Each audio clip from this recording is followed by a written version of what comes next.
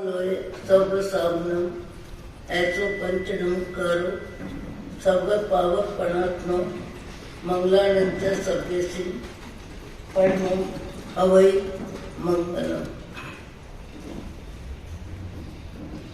सिद्धानम बुद्धानम पारज्ञानम परम कल्याणम योग मोह ज्ञानम नमो सया सब सिद्धानम इक्कोवी नमो करो जिनवर बस सहस्रबद्ध मानस संसार सागराओ तारे नरम नारिंब अहो अहो श्री सदगुरु करुणा सिंधु अपार आप हर पर प्रभु करो अहो अहो उपकार। अनंत शुद्धात्मा को नमस्कार। शुद्धात्मा स्वरूप प्राप्ति का लक्ष्य जिनका बन चुका प्रयत्नशील उन सभी साधकों को नमन नमन नमन। प्रभु भगवान महावीर स्वामी के शासन में राजस्थान की धरती कोटा शहर दानवाड़ी दादावाड़ी परिसर में स्वाध्याय और सत्संग के माहौल में अपनी आत्मा को जागृत करने के लिए अपन सब सत्संग स्वाध्याय में सम्मिलित होते हैं। दीपावली पर्व बाह्य जगत को सजाने में, बाह्य जगत को जमाने में, बाह्य जगत को दिखाने में और देखने लायक बनाने में, दीपावली के दिनों में शारीरिक जिंदगी में, व्यापार की जिंदगी में अधिकतर व्यक्ति व्यस्त हो जाता है। आपको, हमको, सबको जो अवसर मिला है, जो चांस मिला है, जो मौका मिला है, उसका उपयोग कैसे करें, कितना करें, किस तरह करें, जिससे हमारी आत्मा में निर्मलता बढ़े, हमारी आत्मा में पवित्रता बढ़े, हमारी आत्मा में प्रामाणिकता बढ़े, हमारी आत्मा को दुर्गति से छुट्टी मिले, नरक तिर्यंच गति का सदा के लिए मोक्ष हो। इतना पुरुषार्थ हमारा मनुष्य में होना ही चाहिए। वह पुरुषार्थ कब होगा? जब हम अपने भीतर के जगत को जांचेंगे, भीतर के जगत को समझेंगे, भीतर के जगत को बदलेंगे और भीतर के जगत के आधार पर अपनी दिनचर्या का मापतोल करेंगे कि हम मनुष्य भाव में शारीरिक जिंदगी को कितना समय दे रहे हैं और आराधना के लिए कितना समय दे रहे हैं। हम धन का उपयोग परिवार के लिए कितना कर रहे हैं और परोपकार के लिए कितना कर रहे हैं। हम शरीर का उपयोग निद्रा में कितना कर रहे हैं और जागृति में कितना कर रहे हैं। हम दुनिया के गोरख धंधे में मन मस्तिष्क का उपयोग कितना कर रहे हैं और परमात्मा के स्मरण में अपने मन मस्तिष्क का उपयोग कितना कर रहे हैं। यह चिंतन आना चाहिए, पर आता उसी को है जिसमें कुछ सत्संग की रुचि हो, जिसने महापुरुषों के मार्गदर्शन किए हो, जिसने शास्त्र स्वाध्याय पढ़ा हो, जिसने सज्जनों की संगति की हो और जिसको अपने आसपास ऐसे ऊंचा अच्छा जीवन जीने वाले व्यक्ति जब मिलते हैं तो व्यक्ति तुलनात्मक दृष्टिकोण में उन व्यक्तियों के सामने अपने आप को ठहराता है और अपने आप को ठहराता है तब उसे मालूम पड़ता है कि मेरे में ऊंचाई कितनी है, मेरे में अच्छाई कितनी है, मेरे में मैत्री भाव कितना है, मेरे में क्षमा गुण कितना है, मेरे में सहनशीलता का गुण कितना है, मेरे में सेवा भावना कितनी है, मैं अपनी शारीरिक जिंदगी को कितना समय देते हूँ और अपने आसपास वालों की जरूरत में मेरे मन बुद्धि प्राणों का उपयोग कितना होता है। अपन ने नवपद होली के व्याख्यान में धवल जैसा हल्के में हल्के स्तर का व्यक्ति का भी चित्रण देखा और ऊंचे में ऊंचे विचारों से जीने वाले श्रीपाल जी को भी देखा। आज भी संसार में सब क्वालिटी के लोग मिलते हैं और क्वालिटी में भाव जगत ही मुख्य है और भाव जगत में विचार बल और विचार बल में स्वार्थ ज्यादा है कि परमार्थ ज्यादा है। शरीर की जिंदगी ही अपनी है या आत्मा की दृष्टि से परमात्मा के स्मरण में भी मन लगता है। और सबसे ज्यादा कभी हम किसी पक्ष को उभारते हैं, कभी किसी पक्ष को उभारते हैं, कभी दान को, कभी सेवा को, कभी साधना को। जैसा अपन अभी पिछले 3 दिनों में नागौरी जी का जीवन लिया, जैसे धूलिया के एक श्रावक का जीवन लिया, 15 वर्ष अखंड नवकार मंत्र का जप 15 घंटे एक दिन में। ऐसे ही सेवा प्रवृत्ति में भी कई व्यक्तियों का जीवन कमाल लगता है। मैंने धमतरी में एक परिवार को देखा, 2 किलोमीटर दूर था। लोगों ने कहा महाराज दूर है, पर मैंने कहा एक बार जाना है। जब शरीर चलने फिरने लायक था, कुर्सी की जरूरत नहीं थी, पांव से धरती मापने में दिक्कत नहीं थी, 2 किलोमीटर पे जाके देखा, एक घर में 4 सदस्य, 4 सदस्य है, एक सेवा देने वाला है और 3 सेवा लेने वाले हैं।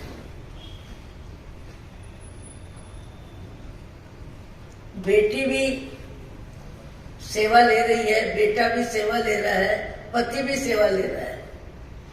तीनों का शारीरिक स्तर इतना कमजोर है, इतनी पराधीनता है। स्नान भी कराना है, कपड़े भी बदलाना है, नाश्ता भी कराना है, भोजन भी कराना है, उनके कपड़े भी धोना है, घर की सफाई भी करनी है, और तो और बाजार से अपनी जरूरत का सामान भी खुद को खरीद के लाना है। सब्जियों की, दाल चावल हो कि आटा हो कि मसाला हो कि घी तेल हो, वो भी खुद को लाना है। एक महिला, मैंने आंखों से अच्छे से देखा, एक महिला 3 की सेवा कर रही है और सारा काम हाथ से है, झाड़ू पोछा सब हाथ से है। आर्थिक स्थिति बहुत कमजोर है। एक बेटा भाई के पास रहता है, उसकी सर्विस है, और वो सर्विस से जो पैसे भेजता है उससे वो जरूरी घर गृहस्थी की सारी जवाबदारी में उस पैसे का उपयोग करती है। बेटी को भी पूरी तरह संभालना है और बेटे को भी संभालना है और पति को भी संभालना है। निद्रा में भी, निद्रा के समय भी बार बार जगना है। किसी को बाथरूम कराना है, किसी को लेटरिन कराना है, किसी को सवेरे स्नान कराना है, किसी को कपड़े बदलाना है, किसी को नाश्ता कराना है, किसी को भोजन कराना है और बर्तन साफ करना है, रसोई भी बनानी है। मैं दंग रह गई उस महिला को देख के। और इतनी सेवा के साथ विशेषता मुझे ये लगी कि समता, सहज समता,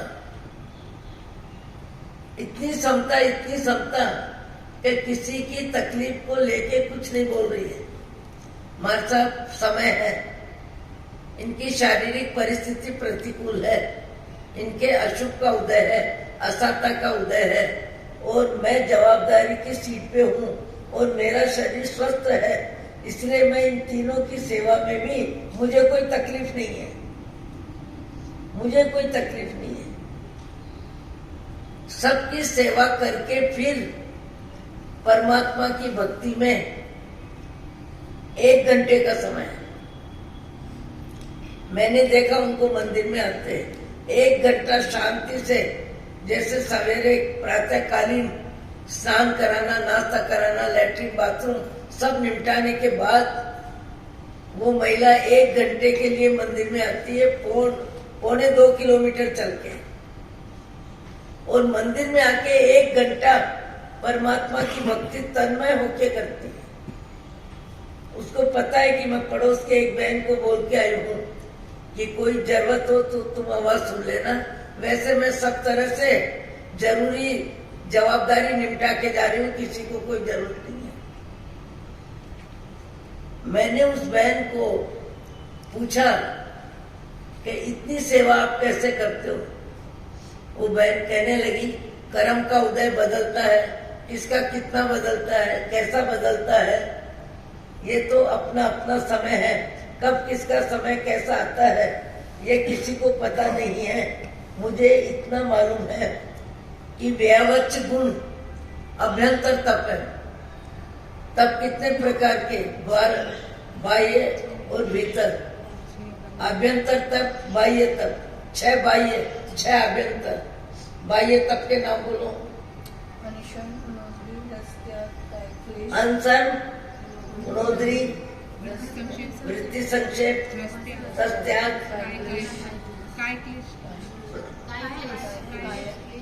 काय क्लेश और अभ्यंतर तप में विनय, प्रायश्चित, विनय, व्यावृत्त, स्वाध्याय, ध्यान। उसमें नाम आया व्यावच। व्यावच को अभ्यंतर तप बोला है। किसी की सेवा में, प्रतिकूलता में अपन मन वचन काया के साथ, सद्भावना के साथ, क्षमा के साथ, उनकी परिस्थिति को नकारे बिना, उनकी परिस्थिति में विपरीत शब्द बोले बिना यदि अपन सेवा देते हैं तो अपने अशुभ कर्मों का क्षय होता है। व्यावच करने वाले को सबसे ज्यादा कर्म का क्षय होता है, उसके कर्म कटते हैं, इसलिए कि वो दूसरे को सहायता देता है, दूसरे को सुविधा देता है। मैंने आपको पहले भी बताया, एक ऐसे व्यक्ति को देखा आज इस सभा में। एक ऐसा परिवार है नंदुरबार संघ प्रमुख, जिन्होंने पूरे चातुर्मास का लाभ लिया। जंगनमल जी, पुखराज जी, श्री श्री महल, पूरे चातुर्मास का लाभ, और लाभ भी इतना अच्छा लिया, इतनी उदारता से लिया, इतनी सम्यग्यता से लिया। पूरे समय, भोजन के समय 9 मंडल थे वहां, एक दिन एक मंडल आता था पुरस्कार। और पुखराज जी हर समय 11 बजे से 1 बजे तक जीवने वालों की व्यवस्था में घूम घूम के ये देखते थे किसको क्या पसंद है, किसको क्या चाहिए। 3 बजे से फिर 6 बजे तक फिर अपनी उपस्थिति, सवेरे 6 से 7 बजे तक खेत में जाके फल सब्जी लाना, 9 से 10 व्याख्यान भी सुनना। और चातुर्मास के बाद श्री संघ को ये कहना पड़ा कि हम भी चातुर्मास कराते हैं, तो इतनी सुविधा, इतना सम्मान आए गए को नहीं दे पाते जितना तुमने इस चातुर्मास में सेवा कार्य किया। इसलिए संघ ने इनको पार्टी दी 1000 आदमी। हम गिफ्ट के रूप में आपको पार्टी दे रहे हैं। संसार में सब क्वालिटी के आदमी हैं और अपने को दूसरों की ऊंचाई के साथ अपने को मापतोल करना चाहिए। हल्के स्तर के लोगों की विचारधारा से आप अपने आप को मापोगे और आप में यदि कोई ऊंचाई अच्छाई होगी तो आपका सिर भारी हो जाएगा, आपका अहम जागृत हो जाएगा, अपने आप को कुछ मानने लग जाओगे। हमारे में अच्छाइयां बहुत है पर बुराइयां भी बहुत है, कमियां भी बहुत है, और कमियां कम करने के लिए मनुष्य वो मिला है। मैंने उस महिला से पूछा कि इतना श्रम सेवा में, एक महिला और 3 की सेवा, तो बोलती शरीर स्वस्थ है तो सेवा में उपयोगी नहीं बनेगा तो क्या होगा। शरीर मेरा स्वस्थ है, सेवा करना मेरा फर्ज है, मेरा कर्तव्य है, मेरा परिवार है। जगत तो जगत की सेवा भी करता है, मैं तो अपने परिवार की सेवा कर रही हूँ। एक ऐसे व्यक्ति का भी मैंने नाम दिया। मुझे लगता है अपने समाज में धार्मिक संस्कार है, सेवा है, पूजा है, सामायिक है, प्रतिकोण है, और अभी तो तपस्या का माहौल तो इतना ज्यादा अजब गजब का है। सूरत, बंबई, अहमदाबाद और पालीताना में उदय सागर जी, महोदय सागर जी महाराज के शिष्य, सम्यक रत्न सागर जी महाराज के गुरु पीयूष सागर जी, आचार्य पीयूष सागर जी महाराज की निश्रा में जो आराधना का माहौल पालिताना में चल रहा है, और जितनी ज्यादा संख्या है और जितना सेवा भाव है और जितना कार्यक्रम हो रहा है, हजारों आदमी जुड़ रहे हैं। और कई कई व्यक्ति का जीवन तो अभी वर्तमान में आपको मेरे को आश्चर्यचकित करता है। मेरी बुद्धि समझ ही नहीं पाती कि कैसे क्या हो रहा है। 7 बरस का बच्चा मासक्षण कर रहा है, 7 बरस 8 बरस के बच्चे उपदान तप कर रहे हैं।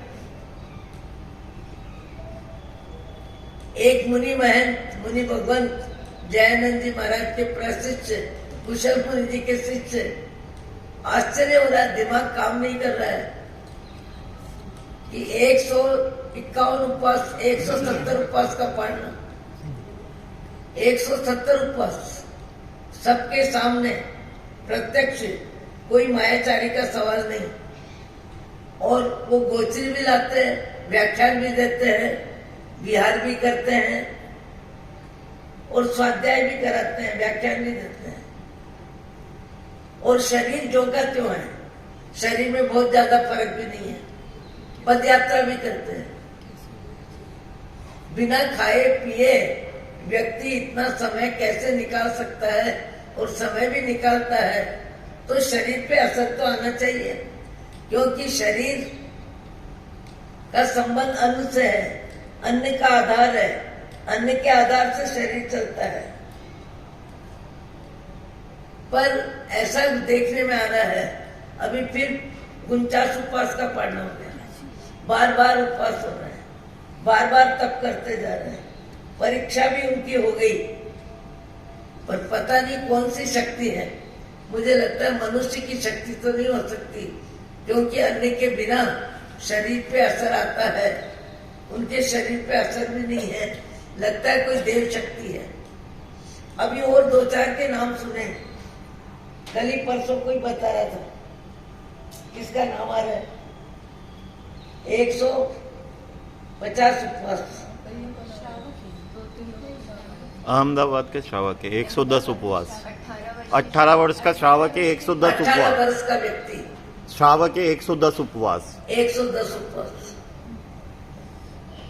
यानी आत्मा में शक्ति कैसे प्रकट होती है, आत्मा की शक्ति कैसे बढ़ाता है व्यक्ति, कोई सेवा में, कोई तप में, कोई दान में, कोई भक्ति में, किसी भी तरह अपनी शक्ति का उपयोग व्यक्ति ज्यादा करता है। हमारे ही ग्रुप में, विचक्षण मंडल में ही समता मूर्ति, विनय गुण जिनका संपन्न, नाम ही विनीता श्री जी महाराज, इंदौर में उनकी सेवा में 2 साधु जी महाराज, सुरेखा सिंह जी के साथ जिनकी दीक्षा हुई बिमला कुकड़ा, वो विमल यशा जी आज 39वां वर्ष चल रहा है, सिर्फ 2 बार चाय लेते हैं, आधा किलो पानी, समझो चाय दूध पानी सब मिला के 2 बार। और अभी तो ब्यासने के पचखांड भी करते हैं। खट्टा नहीं, मीठा नहीं, घी नहीं, तेल नहीं, नमक नहीं, मिर्च नहीं। चाय में होगा क्या, दूध पानी और चाय और शक्कर। और 39 वर्ष हो गए, चलते हैं, फिरते हैं, बोलते हैं, बात करते हैं, सेवा करते हैं, सब कार्य करते हैं। मैंने एक बहन को देखा, 1 पाव दूध, ये अपने लगभग नाकोड़ा के पास एक गांव में देखा, सफेद साड़ी पहनती है और दिन भर भोंगरे में रहती है, और 1 पाव दूध शायद 1 बार या 2 बार, इसके अलावा कुछ नहीं, और भगवान के स्मरण में ही जिंदगी लगाती है। एक व्यक्ति मुझे बता रहा था, मैं 1 बार पूरे दिन में केवल क्या लेता हूँ, पपीता। 1 पपीता मैं पूरे दिन में 1 बार लेता हूँ, इसके अलावा मैं कुछ नहीं लेता। और फिर भी व्यक्ति चलता है, फिरता है, घूमता है, सब करता है। मुझे लगता है शरीर को भी जैसा अभ्यास दिया जाता है, जैसी व्यवस्था दी जाती है, वैसा उसका संरक्षण किया जाता है, वैसे उसका भी एक अभ्यास हो जाता है। शरीर भी अभ्यास को स्वीकार कर लेता है और अभ्यास को स्वीकार कर लेता है, उसके बिना ऐसा होता कैसे है? पर हमारे जैसे कई व्यक्ति हैं जिनको यम नियम संयम में रुचि नहीं है, साधना में रुचि नहीं है, भगवत भक्ति में कम रुचि है, मनुष्य बहुत तो है और मिला है इतना ही नहीं, जिस रोज से मिला है उस रोज से हर दिन मनुष्य शरीर में रहने का समय हर दिन कम हो रहा है। जो जितना समय लेके आया उतना समय इस शरीर में टिकता है। हम अपनी आंखों के सामने देखते हैं, जाने वालों के नाम सुनते हैं, जाने वाले की व्यवस्था की जानकारी मिलती है कि 5 मिनट पहले था, 5 मिनट बाद नहीं है। सब तरह की क्वालिटी, सब तरह के व्यक्ति। अभी आज जिस परिवार से डोडाईचा में एक बहुत अच्छे श्रावक है डूंगर जी बापना, अभी उनका बेटा समाप्त हुआ है। अपनी आंखों के सामने सब कुछ हो रहा है, फिर भी मोह की निद्रा कम नहीं हो रही, शरीर की सुख की आसक्ति कम नहीं हो रही, पैसे की आसक्ति कम नहीं हो रही है। संग्रह रुचि व्यक्ति के जीवन में सबसे ज्यादा होती है और कई व्यक्ति संग्रह रुचि में रुचि नहीं रखते। ज्यादा में ज्यादा दूसरों की जरूरत में काम आना, यही उनकी रुचि होती है। पर मुझे सबसे कठिन लगता है शरीर से सेवा करना, पैसा देके किसी से सेवा कराना, पर सेवा करना और क्षमता से करना, सहजता से करना और सामने वाले को एहसास भी नहीं कराना कि हम तुम्हारी सेवा कर रहे हैं। ऐसी सेवा करने वाली महिला जिसको मैंने देखा, आज वो महिला नहीं है, वो महिला ऊपर चली गई, बेटा भी चला गया, पति भी चला गया, बेटी जीवित है और बेटी का पुण्य प्रबल आशीष गोलछा अहमदाबाद में बुआ की बेटी को लेके आ गया है और उसकी सेवा में, सुविधा में पूरी व्यवस्था दे रहा है।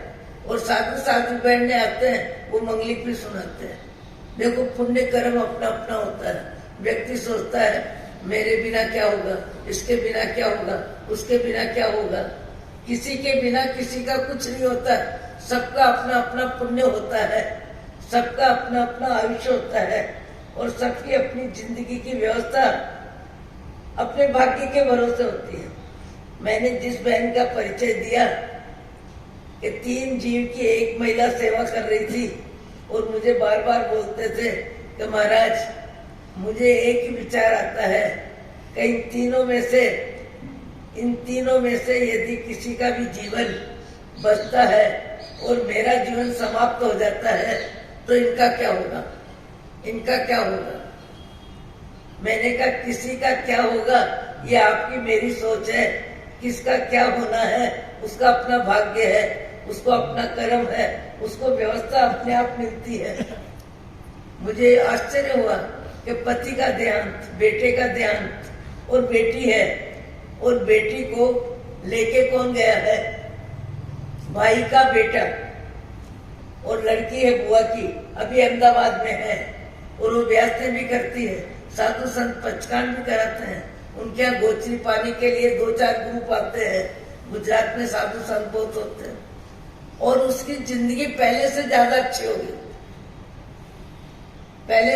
अच्छी होगी, क्योंकि सेवा देने वाले में विनय भी है, विवेक भी है, नौकर भी है, पैसा भी है और व्यावच का लाभ भी भाव में है। किसका पुण्य किससे क्या सेवा कराता है और कितनी सेवा कराता है, कौन किसको सहयोग देता है और कितना सहयोग देता है। सहयोग देने वाले में विनम्रता होनी चाहिए, सहयोग देने वाले में सरलता होनी चाहिए और सेवा देने वाले को मैं सेवा दे रहा हूं इसका एहसास जितना हो कम कराना चाहिए। आज भी संसार में एक एक व्यक्ति अजब गजब की क्वालिटी के हैं। तप में भी है, त्याग में भी है, भक्ति में भी है, दान में भी है, भगवान के स्मरण में भी है। अपना जीवन कहाँ है और कहाँ हो सकता है और आगे अपन कैसे बढ़ा सकते हैं, ऊंचाई कैसे बढ़ा सकते हैं, सेवा भाव कैसे बढ़ा सकते हैं। परमात्मा के स्मरण में कई व्यक्तियों का 1 घंटा भी मन नहीं लगता है। परमात्मा के स्मरण में मन नहीं लगता है। इधर उधर की बात करो, राजनीति की बात करो, परिवार की बात करो, समाज की बात करो, व्यापार की बात करो, तो 1 घंटे का समय मालूम नहीं पड़ता है व्यक्ति को कि कब पूरा हो गया। और परमात्मा के स्मरण में 1 घंटा यदि जाप करता है तो उसको समय लंबा लगता है। पर ऐसे भी व्यक्ति है संसार में जिसका मैंने नाम लिया, जितनी बार ले कम है। धूलिया के अध्यक्ष, धूलिया संघ के अध्यक्ष, जिनका नाम मैंने 3 दिन पहले बताया। क्या नाम था? सुनने वाले को किसी को याद है?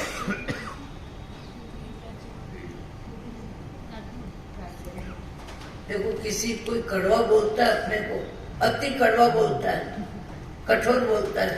कभी बिना अति क्रोध में कोई थप्पड़ मार देता है, या कोई बहुत सम्मान देता है, बहुत ज्यादा अपना मान करता है। उस व्यक्ति का व्यवहार 1 वर्ष भी अपने दिल दिमाग में रहता है। 1 वर्ष भी उस व्यक्ति का व्यवहार दिल दिमाग में रहता है। यदि विशेष सम्मान देता है, उसका भी व्यवहार दिल दिमाग में रहता है।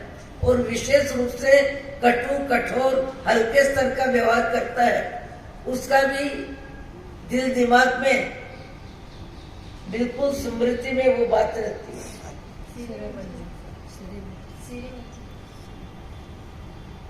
महापुरुषों के जीवन के प्रसंग जितने भी सुनते हैं, लगभग सुनते समय जितना मन लगता है लग जाता है, आके बैठते हैं बैठ जाते हैं, पर पूरे दिन में सुने हुए व्याख्यान का असर 1-2 घंटे भी शायद ही किसी के रहता होगा।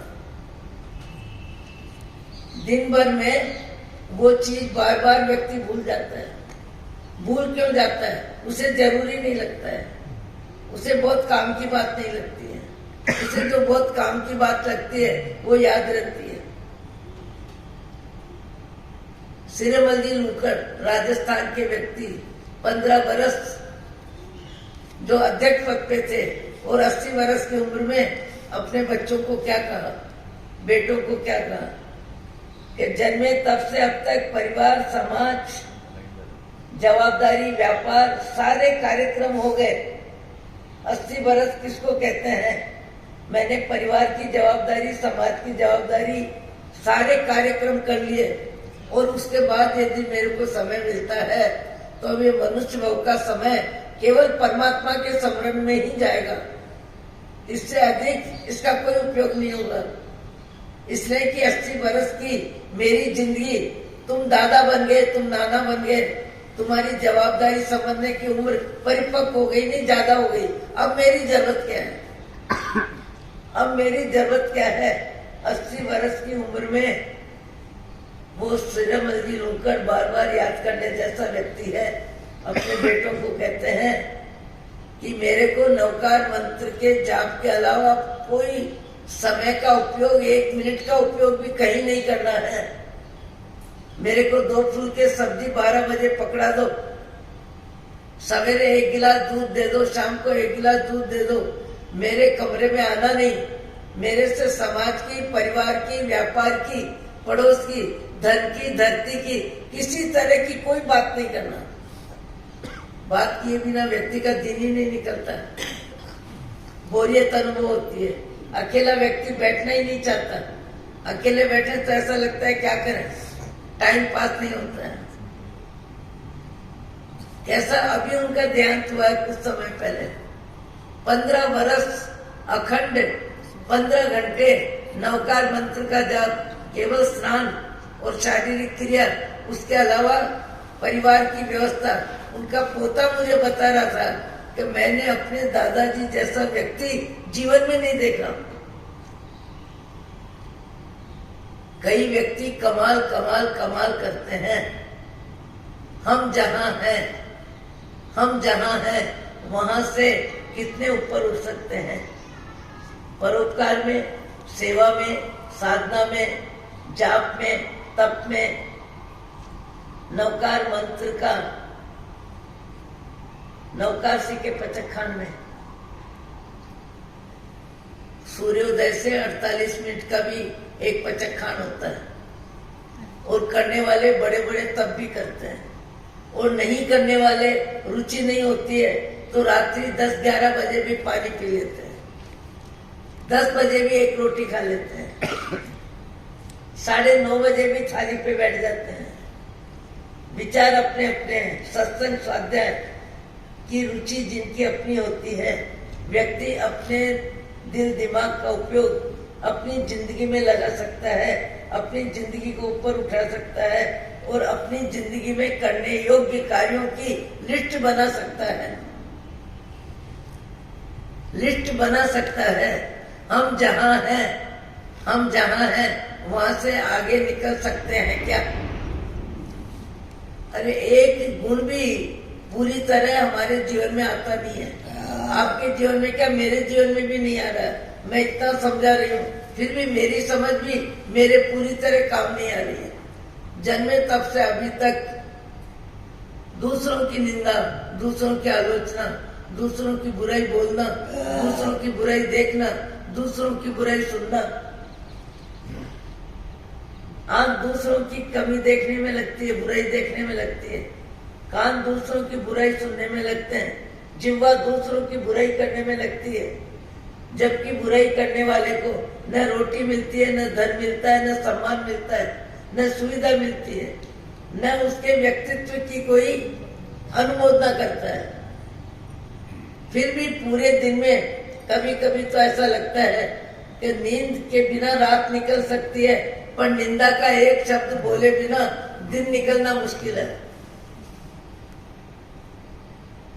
ऐसी मानसिकता अपनी है, पर ऐसे भी व्यक्ति है संसार में जो किसी का निंदा शब्द सुनना भी नहीं चाहते, बोलना भी नहीं चाहते, देखना भी नहीं चाहते, किसी की बुराई देखना भी नहीं चाहते, और बुराई में भी कैसी अच्छाई निकाल लेते हैं, कितनी अच्छाई निकाल लेते हैं। मैंने विचक्षण सिंह जी महाराज के बारे में बोला था कि दिल्ली में एक ऐसी महिला मालवे की वहां रोटी रोजी के लिए आए हैं, रह रही हैं, और उसके बाद पूर्व परिचित कोई व्यक्ति आ जाता है और हल्के संस्कारों को जीने में मन बुद्धि प्राण का उपयोग हो जाता है, और मैनेजर आधी रात को डांटता है, फटकारता है और कहता है कि यहाँ से निकलो। और विचक्षण सिंह जी महाराज दिल्ली छोटी दादावाड़ी में उसकी आवाज सुनते हैं मैनेजर की, क्योंकि उसी रोज विज्ञान सिंह जी महाराज का देहांत हुआ है। 10 बजे देहांत हुआ है, ये बात 11:30 बजे की है, और उनको माला भी फेरनी है, निद्रा भी लेनी है, और विज्ञान सिंह जी महाराज की सेवा से निवृत्त हुए और उनका आयुष्य पूरा हुआ। वैसे ही कहते हैं आज हमारी जवाबदारी से हमें छुट्टी मिल गई, कोई मोह नहीं, कोई आंसू नहीं, कोई उनसे संबंधित कोई बात नहीं। और उस बहन को बुलाते हैं, और बहन को बुला के कहते हैं बहन आधी रात को कहीं जाना आना नहीं है, और उसको एक बेटी को माँ समझाए, ऐसे समझाते हैं। ऐसी गलती नहीं करनी चाहिए, ऐसे विचार नहीं रखने चाहिए, अपने विचार बदलने चाहिए, अपने को मनुष्य भाव मिला है, बहुत अच्छे से समझा रहे हैं और आत्मीयता से समझा रहे हैं। खीज नहीं, झुंझलाहट नहीं, क्रोध नहीं, वात्सल्य भाव से समझा रहे हैं।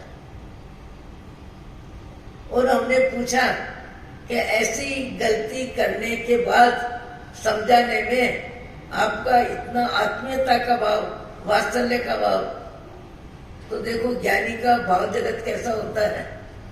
उन्होंने क्या जवाब दिया, पहले भी मैं बोल चुकी हूं, आज भी सुनने लायक है। मेरे जीव ने रसना वासना 5 इंद्रियों की गुलामी अनंत काल में अनंत बार की है। मेरे जीव ने ये गलती अनंत काल में अनंत बार की है। आज गुरु कृपा से मेरी ये गलती ठीक हो गई, कल इनकी भी ठीक हो जाएगी, इनका भी समय आ जाएगा, इनका भी भाव बदल जाएगा।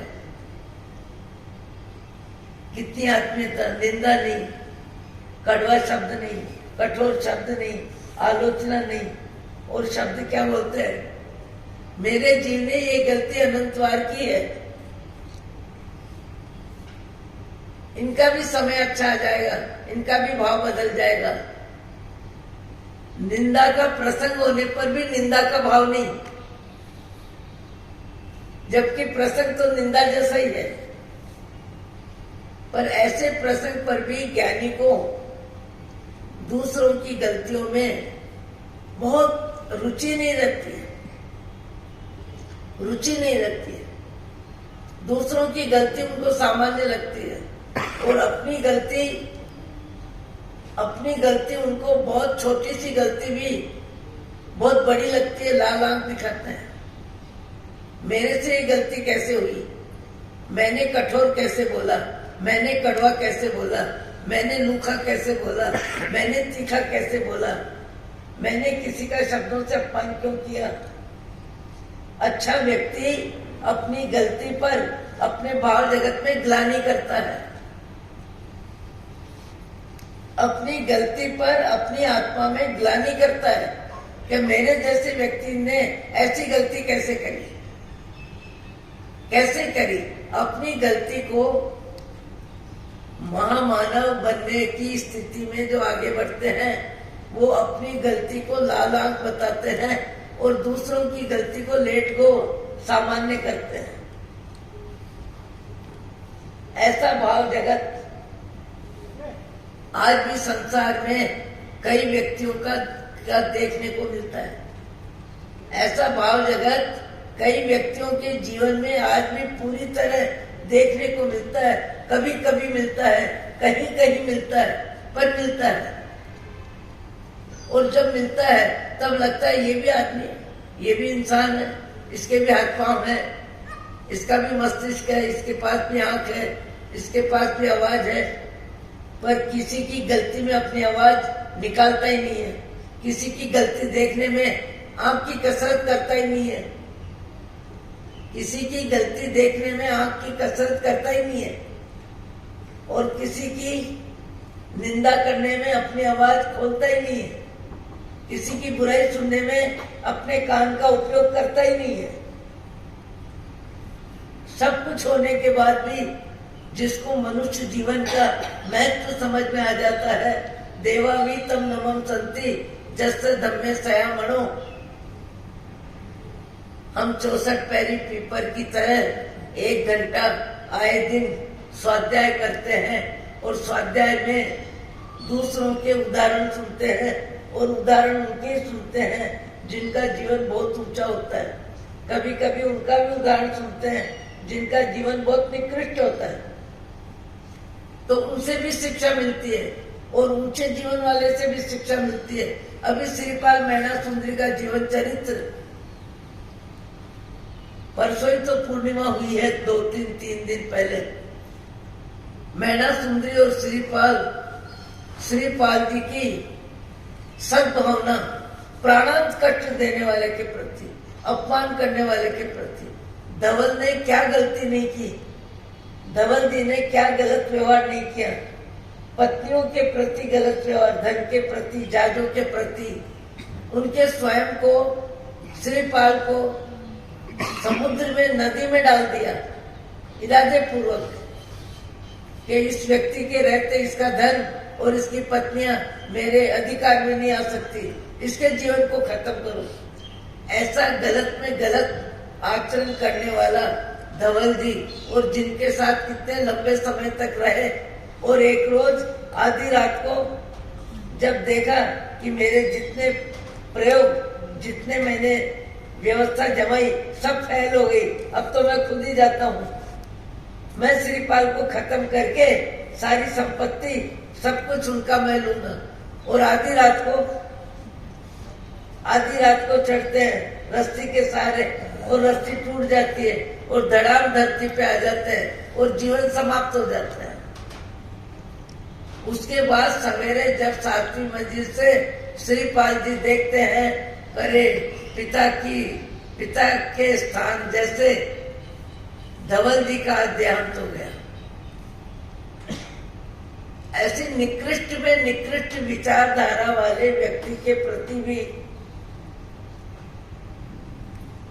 जो महात्मा परमात्मा बनने के मार्ग में आगे बढ़ जाती है।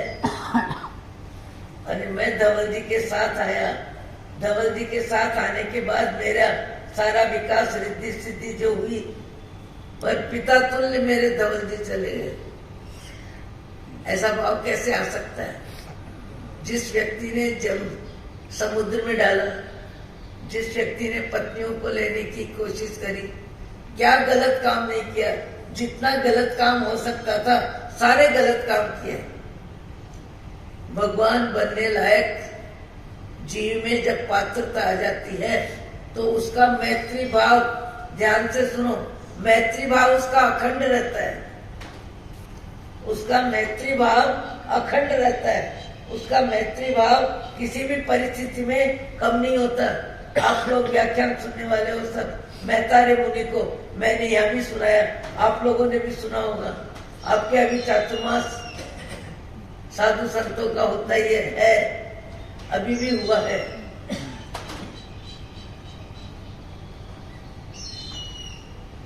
पार्थनाथ भगवान खुद का भाई का जीव और पानी की वर्षा कर रहा है। अभी तक केवल ज्ञान केवल दर्शन नहीं हुआ, साधक जीवन है पार्थ कुमार का, संत साधक जीवन में है। और वो ध्यान में खड़े हैं और एक तरफ मेघमाली बन के पानी की वर्षा कर रहा है, नासाग्र जल उनको तकलीफ देने के लिए, और इधर धर्मेंद्र पद्मावती उनको सिर पे उठा रहे। पर पार्थनाथ के हृदय में दोनों के प्रति संभाव है। आप हम सोच भी नहीं सकते ऐसा भाव आ सकता है क्या? ऐसा भाव आ सकता है क्या? मोक्षगामी जीवों को ऐसा ही भाव आता है। और संसार में रहते हुए जब पूरी तरह राग द्वेष का क्षय हो जाता है तभी उनका मोक्ष होता है। आपने हमने कितनी बार सुना, भगवान महावीर 12.5 वर्ष तक सब सर्ग सहन किए, जिंदगी का सारा लेखा जोखा खत्म किया, सत्ता के मद में, कभी संपत्ति के मद में, कभी जाति के मद में, अपनी ऊंचाई का अभिमान किया और ऊंचाई का प्रतिकार द्वेष भाव से भी किया। पर मोक्ष जाने से पहले कैसी समता आई, कैसी समता आई। अपन समता का सैंपल देखें अपने जीवन में। जीवन में दिनचर्या में कोई कड़वा बोलता है, कठोर बोलता है, लोका तीखा बोलता है, कोई हमको कामकाज में सहयोग नहीं देता है, कोई हमारी आलोचना करता है, कोई हमारी निंदा करता है। ये तो बहुत सामान्य बात है। मैतारे मुनि को तो प्राणांत कष्ट दिया। सामान्य बातों में भी हमारा भाव जगत मलिन होने में देर नहीं लगाता। आवाज ऊंची हो जाती है, मेरी गलती क्यों बताई, मैंने गलती करी नहीं, मैंने कहा ही नहीं, मैंने बोला ही नहीं, मेरा नाम क्यों आया। सामान्य निमित्तों में हमारा भाव जगत कितना ज्यादा उग्र हो जाता है। हमारे भाव जगत में क्रोध आ जाता है, हमारे भाव जगत में ईर्ष्या आ जाती है, हमारे भाव जगत में पता नहीं किस समय क्या विचार आता है। किसी के रंग को देख के, रूप को देख के, संपत्ति को देख के, अधिकार को देख के, सम्मान को देख के, सुविधा को देख करके भी। पर यदि मनुष्य भाव से नरक तिर्यंच गति का विच्छेद करना है और महामानव के मार्ग में बढ़ के अपनी जीवन यात्रा में 4 गति 84 लाख योनि से छुट्टी लेनी है, तो कोई कुछ नहीं कर सकता है। अपना भाव जगत ही अपने को बदलना है। और अपना भाव जगत बदलेगा कब? जब महापुरुषों के जीवन का आलंबन लेंगे, उनकी वाणी का स्वाध्याय करेंगे, और उनके जीवन की अनुमोदना करेंगे और परमात्मा के दर्शन करेंगे और परमात्मा के दर्शन करते समय अपने भाव में विवेक लाएंगे कि भगवान आप भगवान बन गए, आपने सारे संसार का राग छोड़ा, हमारी स्थिति क्या है। मैंने एक रोज कहा था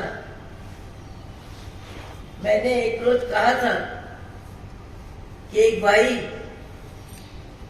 के साथ व्यवहार सही करने के लिए समय हो गया।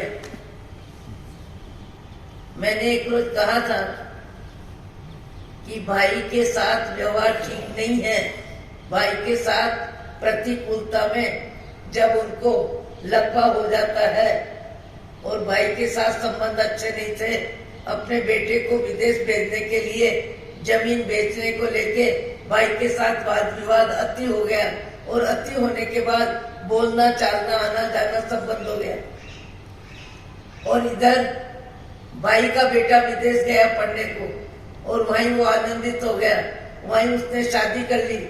और इधर पत्नी का देहांत हो गया और भाई ने बोलना बंद कर दिया क्योंकि भाई जमीन बेचना नहीं चाहता था और बड़ा भाई अपने बेटे को भेजने के लिए जमीन बेचना चाहता था। दोनों में व्यवहार में द्वेष आ गया, बोलना चालना बंद हो गया। यहाँ तक कि भाई की पत्नी का देहांत हुआ तो अग्नि संस्कार में नहीं गया।